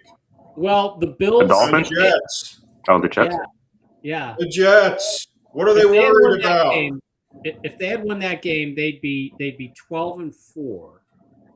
And that would make them the 5th seed, which means they would be playing either the Steelers or the Ravens in the playoffs. So they had a reason to win that game. So based on the low percentage of completing a 2-point pass and winning the game outright and walking off the field, based on that percentage, it makes sense to go for overtime and put your best team on the field and win the damn game. Maybe they know something about their kicker that we don't know. Maybe he's way worse than. I don't know. I'm calling it a dead man walking prediction again. Well, then let's bounce to this dead man walking. Giants get the win over the Raiders. I mean, it's for draft seeding, I guess, Mike. Well, there were only 2 afternoon games this week, so I watched a lot of this game. And oh my God, what 2 terrible teams, although the Giants suck less than the Raiders. Look, let's just be blunt. There's no way Pete Carroll makes it out past Sunday night. I think he probably gets fired Sunday night. They don't even wait till Monday morning. This team is so terrible. They're so unprepared. They say, I was reading a thing yesterday that everybody in the league wanted them to take everybody in the organization wanted the Raiders to take the offensive lineman. Let me get the 20. I forget who it was over Ashton Genty, and Pete was like, "No, Genty, he's the guy." I'm trying to think of who it was. Tyler Smith. Yeah, Armand Membu. Oh, Membu. Who's been great. Who's been really good for the really good right tackle. And that's just an example. You don't let Pete draft your players. You don't. He did great his first 3 years in Seattle. You know why? Because we drafted guys that he had either recruited in college or coached against in college or coached in college. That's why the Seahawks, that's how they built that team for the most part, the Super Bowl teams. But after that, he's been a disaster. So, I mean, Pete's gone. Geno Smith just beyond terrible. How many? He only took 3 sacks. It seemed like he got sacked like 8 times. They got a complete from the studs rebuild, and then they wouldn't let Max Crosby play. They shut him down for the season, and so he takes videos of him shooting hoops, running and jumping all over the place, and puts it out on game day. There's a divorce happening right there. So. Oh yeah, he's gone. He's gone. Draft day or something. That guy's gone. Yeah, I'd be surprised. Because there was a feud. He said he wanted to play, right? Regardless of what happened. So. Yep. And he did not look injured, and that could get the Raiders in trouble too. With the league. That by him saying that increases Crosby's likability and team guy persona, and it would tend that another team would be more than happy, to have Max Crosby, and who wouldn't, but this game opened at it was home cooking, as far as the Raiders go. This game opened at 1.5. Raiders favored going into this game, and as soon as Crosby was announced that he was going to be riding the bench and he wasn't even going to dress for the game, it went to Giants 1.5. Yeah, so that's telling you Max Crosby's worth 3 points. That's a lot of points for a defensive end. Yeah, and they won by 24. Tom. Right? Yeah, but I mean, Jackson Dart, you have to ask yourself, against a terrible defense without Max Crosby, only 22 completions, only 207 yards, no touchdowns. He had a rushing touchdown, I think. Yeah, 2. Yeah.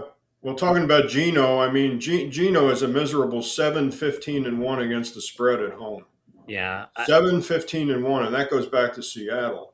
Well, what do you guys think? I mean, is Jackson Dart the answer in New York? Or if they're sitting, because right now they're sitting at the number 2 pick. If they can get Mendoza, they're going to pick up Mendoza. Yeah, I was going to say if you're the Raiders, Jets, or either the Raiders or the Jets, I don't believe you should get a quarterback. But and it's whatever. If he's sitting there, they might take him. But it seems like Dart's a fan favorite if you put it at that.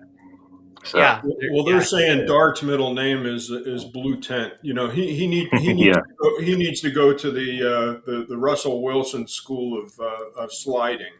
Yeah. This guy just he just plays hero ball too much. He took that shot, running up the sideline, and the defender said, I'm not going to give you the opportunity to step out of bounds. I'm going to put you out of bounds. He's been in the concussion protocol 5 times already his rookie year. 5 times he's been checked for concussions. Yeah, so, we got. Not gonna last. I don't want to be rude or anything, but once Cam Scadaboo gets back, we're gonna have a Dumb and Dumber in the backfield for the New York Giants next year. Brain damage. So you're saying there's a chance? Yeah. I mean, don't you think if things stay the same way, number 1 overall pick, I don't, and I think the Raiders are taking Mendoza. I think Tom. I don't think there's going to be any of this Eli Manning, John Elway stuff. I think that Tom Brady's going to talk Mendoza or whoever into Vegas, into Las Vegas. You're going to be our quarterback. So I don't think Mendoza slips to the Giants. So there's probably not going to be a consideration anyway. The only advantage to going to the Raiders is that he's going to get a pay bump because he's not going to be given 50% of his salary to the state. To the state, yeah. No state income tax in the state of Nevada. That's right. Yeah. Yeah. Whereas if you play in the free state of California, you're given 50% of your salary. All topic. Did y'all see the lady who won the Powerball? Yeah. What was the payout, like 1.5 billion? She only got like 400 or 500 million. She got 468 million, and the state and the government took Woe is me. $1 billion. Cry me a river. Wild. Yeah. I mean, look, let's complain about It's it. both. It's equal parts Cry Me a River, and holy shit, why are you getting robbed of 70% Remember, of everything? gambling winnings in the state of Nevada are tax exempt. Do not forget that. Whew. Yeah, that stuff does matter. Hey, here's a state where they might get rid of at least the property tax. Cincinnati, Ohio, Bengals. They get the win, 37-14. Burrow, 305 yards. I mean, teams that aren't going anywhere this season, Mike, but not much to say about this game. It went according to plan. Joe Burrow's good. Cardinals suck. The only question comes out of this game is, where is Kyler Murray play next year? That's it. That's all I got to say about it. Where is Kyler Murray going to end up? I think a Tua for Murray swap, it can happen under the cap. It makes sense for both teams. I guess if you want to tread water and end up exactly where you started, it could. Well, but maybe a fresh start for both would be helpful. But Tua in a warm weather environment in a dome, not playing. Well, they're good. I mean, a decent head coach. I mean, they could help. I mean, I don't know. I'm not so much sure about Kyler in Miami, but I mean, he's a competitor. Yeah. Call of Duty's not around, but Call of Duty. Good Call of Duty reference right there. Yeah. Jim, any thoughts on this one? Yeah, Mike talked me off this game. I kind of MF Mike. In retrospect, yeah. I was going to bet this game straight. Just a one team on the Bengals. Go ahead and lay the 7. This opened at Bengals 7. It pretty much stayed 7 all week. Final score 14-37. Monday morning quarterback, is 100%. But going into this game, it just screamed Bengals. Joe Burrow 8-0 straight up, week 16 through 18. Burrow is now 10-2 straight up in his last 12 games. And the Cardinals are what are the Cardinals, guys? 3-12. As my son-in-law would say, that's just the Cardinals are ass. My son-in-law Dave, yeah. All right, Cardinals are not good. What about Joe Burrow? Like, is he staying with the Bengals or? Well, I mean, he's making noises like he's unsatisfied, but yeah, this is what's going to happen with the Bengals. I think they're going to have Joe Burrow sitting in the draft room, and I think Joe Burrow is going to have 100% vote on who they draft and who they bring in. Yeah, because if they don't start bringing in offensive linemen. To Shamar Stewart, he was complaining about his contract all before the year started, and he is stinky. And it's like, you just waste a first-round pick on a guy like that. So I heard people say this is the best offensive line that Burrow's played behind. Well, that could be, but here's the thing. I just checked the cap calculator. The Bengals can trade him if they want. They can trade him, and it only hurts them a little bit under the cap. They'd still have $62 million left. So they could trade him if they get a suitor. The problem they could get a haul for him. This draft is so bad. Yeah, it is. I mean, the players in it, the quarterback, I'd say the quarterback and running back positions are bad. Yeah. You want to look at Burrow, see Boomer Esiason. Mm-hmm. What happened to him? Well, I think Burrow's a lot better than him. Yeah. I mean, look, if the Bengals came to me, at least Boomer took him to a Super Bowl, but Burrow did too. Burrow, didn't he? Unless the Seahawks win the Super Bowl this year, if the Bengals come to me and say, "Will you give us 3 first-round picks and Sam Darnold for Joe Burrow, or 2 first-round picks and Sam Darnold for Joe Burrow?" I'd say yes. Norman Esiason. Oh, that was his name, Norman Boomer? So Norman Esiason. It just depends on how unhappy Burrow is and how much of a stink he makes. Yeah, he said he wasn't having a lot of fun playing, and of course you can understand why. Injured and missing the Because it's the same thing with them every year. Every year they underperform. Since that year they went to the Super Bowl. Yeah. What was that, 2019, 2020. See Carson Palmer. Yeah. You're just going to keep rattling off. He's better than Andy Dalton. Carson Palmer never won a big game in his whole fucking. Joe can do it. But Carson Palmer was a good quarterback, and they just waste their quarterbacks. See Andrew Dalton. The Red Rifle. All right, we got two games left here in the week. Look, the Saints have just been winning games. Obviously, this one's against the Titans, Mike, but Tyler Shuck is showing us something. I mean, he is. Yeah, he looks good. He's got a future. I like Shuck. Let's find out what you got there. Saints are hot, and I'm picking them this week. So picking them this week, an early. I already decided that, even though that's not till Thursday. I already decided early tease to our prediction show. Jim, any thoughts on this one? Titans fall. I was hoping the Titans were going to win for draft seeding, but sadly, no. They were up until late.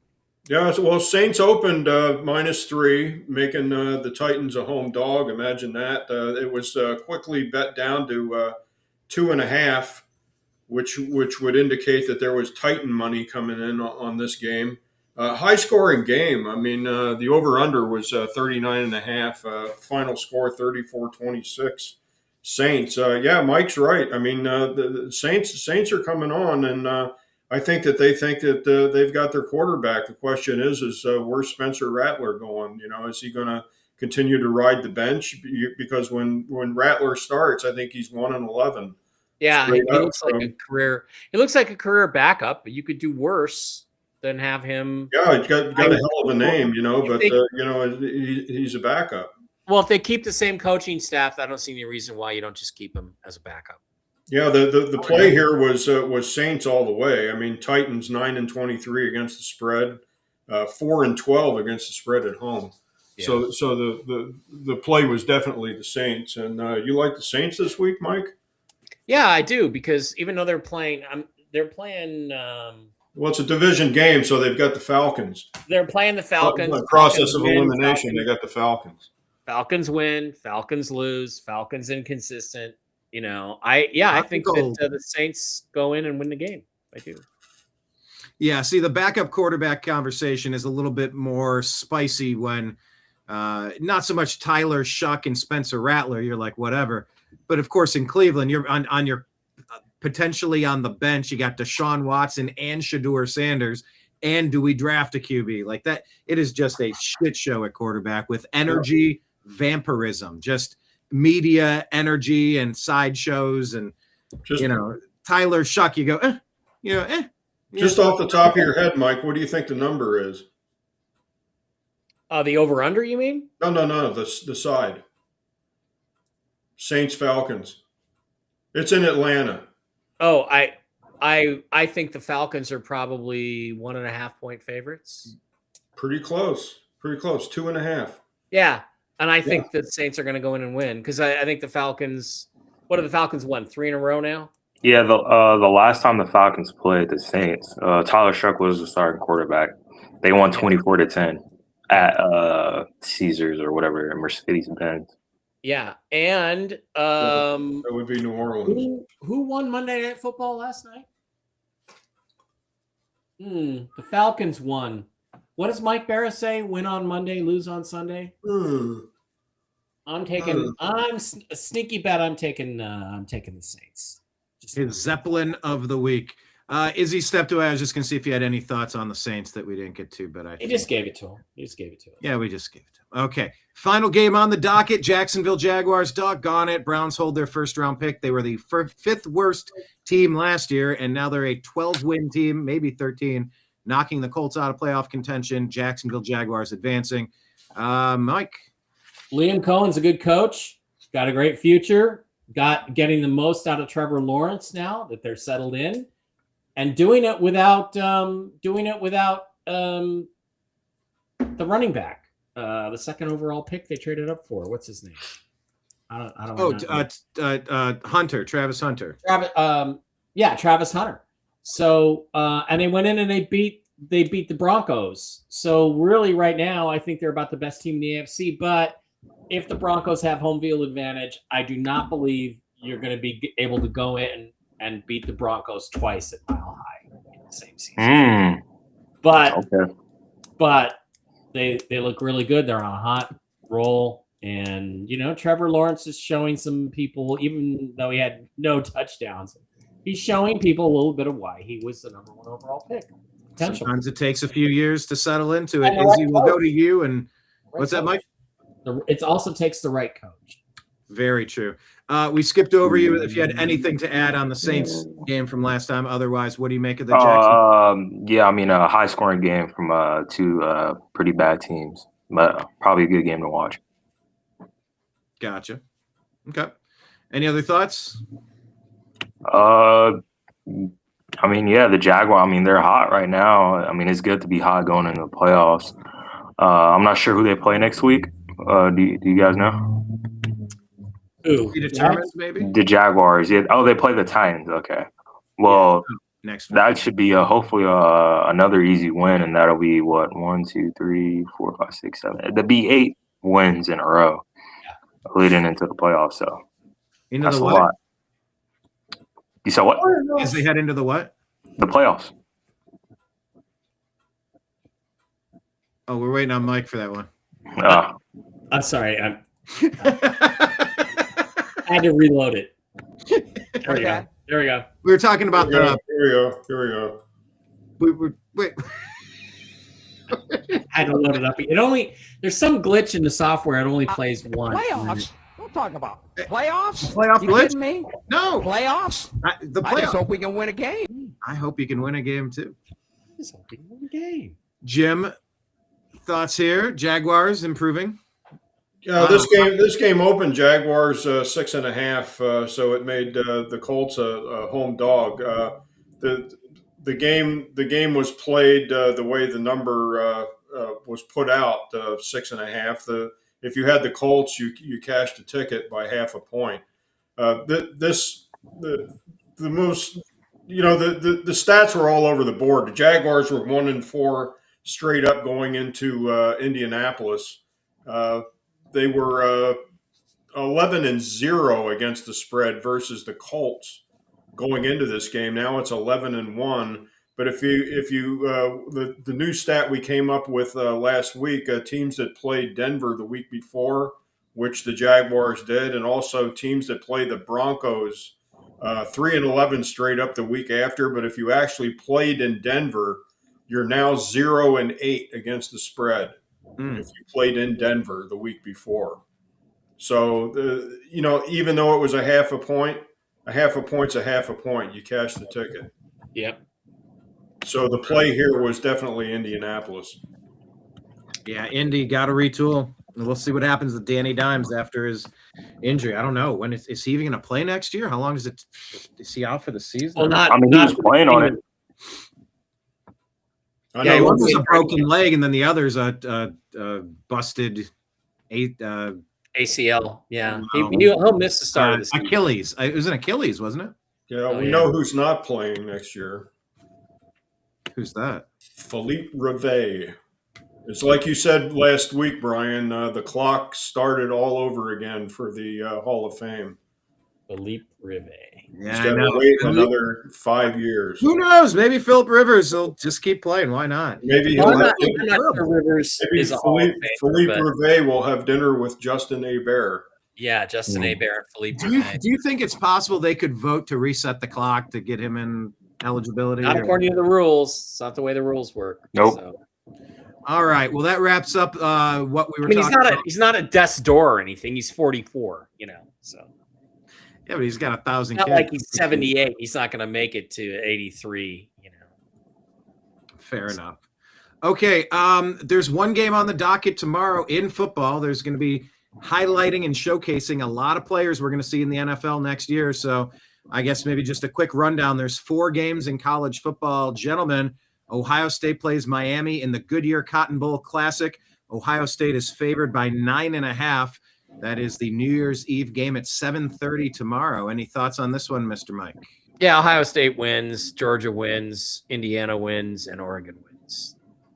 Pretty much going with, well, Oregon might be an upset. Nah, Texas Tech's winning that one. Okay, hold on. All right, we'll get to it. So those are your picks, your quick picks. Not a chance to overthink it. Izzy, tell us, what are your quick picks? Yeah, Texas Tech. I'm gonna take Ohio, but I think Miami will give them a run for their money. Georgia and the Hoosiers. Okay. All right. Why are you taking Texas Tech over Oregon? Because JMU put up a decent amount of points on Oregon last week, and Texas Tech, their offense is very explosive, way more explosive than JMU. So it might be a shootout. I don't know, but plus there's this linebacker on Texas Tech that the Cowboys might draft, and I want to see him do good. So all right, Mr. Jim, 4 games. What say you? Yeah, I'm gonna give you my quote of the week before I even open my mouth on this one. All right. All right. Nobody will know how ignorant you are until you open your mouth and tell them. All right, so I'll leave that at that. I have no opinion. I don't know. Jim don't know. I'm gonna pick the Buckeyes in this one. I 9.5. That's a lot, but I'll take the Buckeyes given 9.5. I think Georgia beats Ole Miss. I think Indiana beats Alabama 7. Yeah, I'll take that with the points there. And yeah, I think Texas Tech, they got a really strong defense, and I'm going to take them, even though Oregon is favored by 2.5 in this game. All right, that is what I had for today. Any final thoughts? Mr. Mike Bara, you got a show tonight if you'd like to advertise it. Yeah, Toxically Masculine Tuesday news show at 6 Pacific, 9 Eastern. Be there for that. And other than that, I'll see you guys on Thursday. We'll go through Jim's numbers and look at the last weekend of the NFL season. It's been a fun, interesting year. Let's see what happens. It really has. Ez'Ryel, final thought on your side? Yeah, nothing much. Look out for the college football playoffs, I guess. Heck yeah. And go Buckeyes tomorrow. Gentlemen, thank you for being here on Strictly Football Season 2, Episode 23. We definitely appreciate you. Hit like, hit subscribe, however you're watching. And until next time, we appreciate you. We love you. And we'll talk to you again soon. Take care, everybody. Peace. Peace. Hi, this is Eric Metcalf, and you're watching Unhappy Hour.